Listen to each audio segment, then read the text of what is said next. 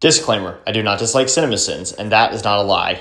For my next Everything Wrong with CinemaSins video, I'm going to be seeing their video on Toy Story 4. Enjoy, everybody. I know many people find Luxo Jr.'s booty shake all cute and stuff, but I think he or she is just obnoxiously waving their shiny metal ass in my face after taking 45 seconds to get through just 2 logos. Well, that just seems to be about you specifically, Jer, so I think I'll give out my award here. I've said it before, I'll say it again. Slinky Dog Slink should be as slack as a geriatric. Jeremy makes an inappropriate comment, cliche. Barrel of Ex Monkinus? Misusing Deus Ex Machina again, I see. Sometimes they get left in the yard or put in the wrong box. And that box gets taken away. And then the new owners see the toy and tell the previous owner, hey, I think you accidentally put Andy's toy in here. And then that toy is returned. This is why brains are important. Possibly, but it could also be that they wouldn't know the original owner of the toy, so they therefore wouldn't be able to return it to them. There you are! Mom, I found him! I found him! Oh, good. Andy put Woody on his bed with the rest of the toys, but finds him in the driveway in the rain. I'm guessing that finding Woody in unexpected places has been a recurring mystery in his childhood. How has he never questioned this phenomenon? Probably because he was a kid at this point in his life and would likely not be thinking clearly about how Woody ended up there. We've gone back 9 years to revisit Andy's childhood when we already left his childhood in the previous movie. How many nostalgic playing with my Woody moments do we really need? Well, since this film came out 9 years after the third one, it's needed to remind us about the toy's life with Andy prior to being given to Bonnie. Also, don't let the nostalgic crack of Randy Newman singing You've Got a Friend in Me distract you from the fact that this is basically an overlong credit sequence that amounts to those catch-up montages Netflix shows you when a new season of your favorite show drops. Refer to the previous sin. Based on the rules established in this universe, why aren't these playing cards alive? Because there hasn't been an instance throughout this franchise where the playing cards are shown to be sentient like the toys. Ah yes, a trick. I'm sure this will happen many more times in this movie. So let's just add 10 sins for the someone should absolutely notice this moving toy beneath or beside it bull.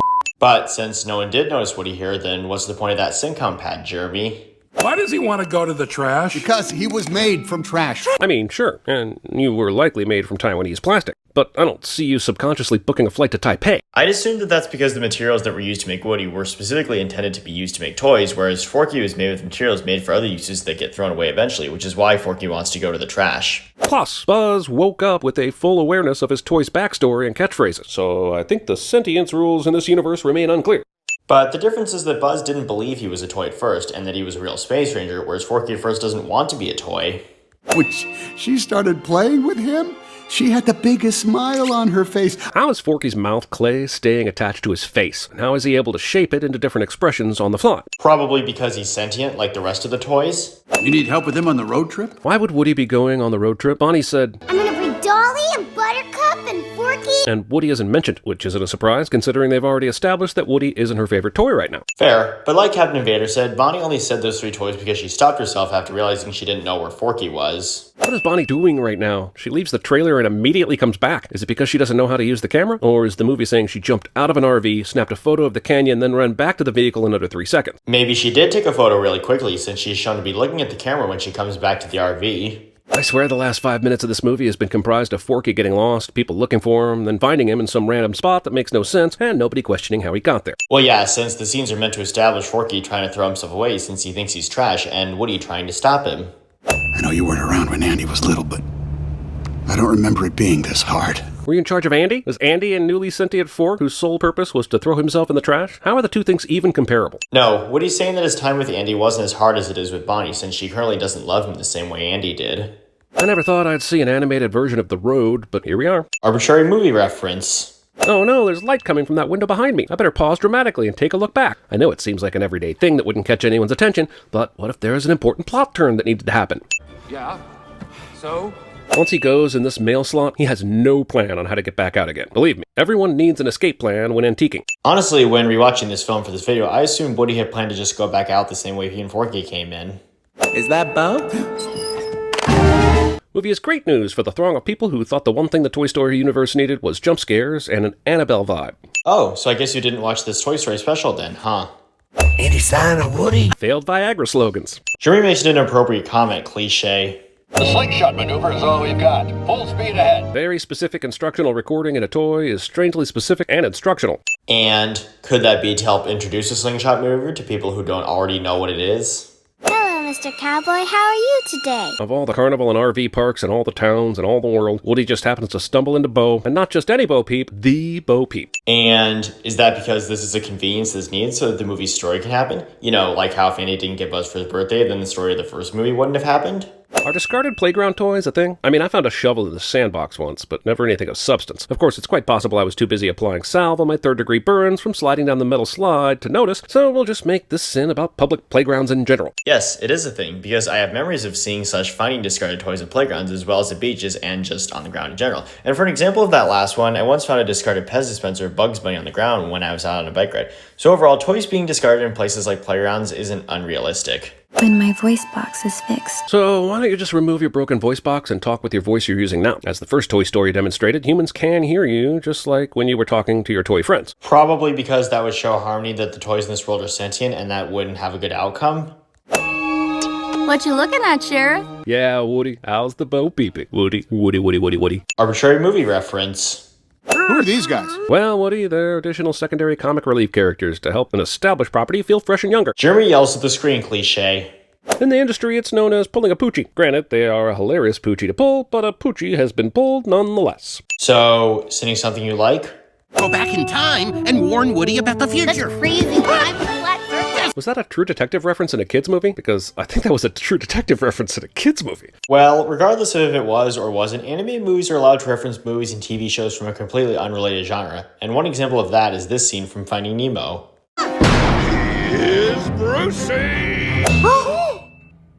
Is that how we look on the inside? Apart from this toy horror moment, I was just wondering what makes any toy sentient. Is it a name on the foot? Because not all the toys have that. Is it his eyes? Not all the toys have eyes. Is it being loved by a human? Not all toys have been loved by humans. What is the rule? We don't know, and I don't think the movie needs to answer that question, because if it did, that wouldn't serve any purpose of the story. So maybe I should give this my award too. Also, I was thinking about Mrs. Potato Head and her eyeball. If she had to have a replacement eyeball, does that mean that she'd be looking out of another potato's eyes? Yes. What are we doing? Just stand there and be quiet. Why is Bo so insistent on not making a peep about her plan? In the real world, plans work better when you communicate them to the others involved. But in movies, characters are left in the dark for maximum delayed discovery emotional impact. This, as it continues to remind us, is a movie. But like Vader said, Bo's acting this way due to the fact her sheep got taken by the Bensons due to Woody running into the open to save Forky.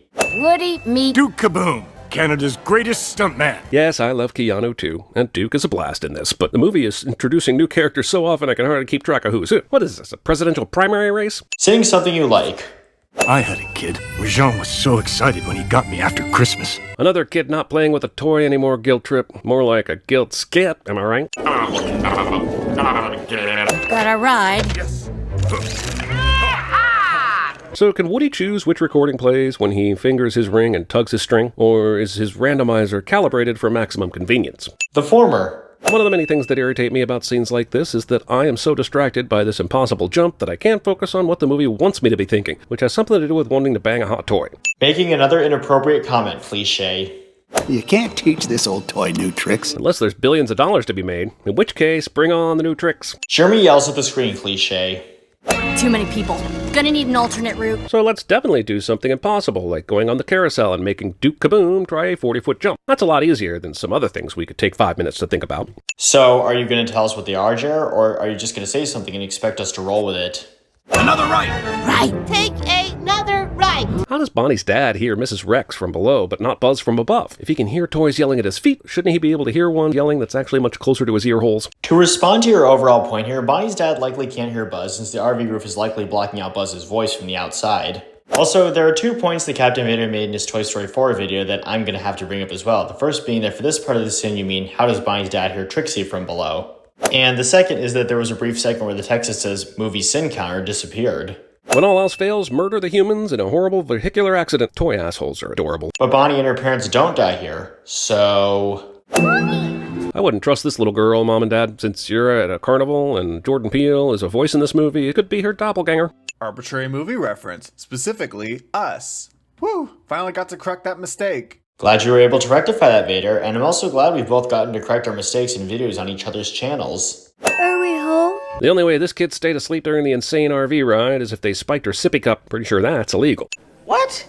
Man, what in the world are you talking about? I'd give 1,000 sins off if Bonnie said, "Where's Woody?" right now. Considering that the entire movie has shown Bonnie no longer interested in playing with Woody and she doesn't love him the same way Andy did. Do you really have laser eyes? Yeah. Whoa. Forced Keanu. It's almost like that line was put in the movie since it's become a trademark for Keanu Reeves or something.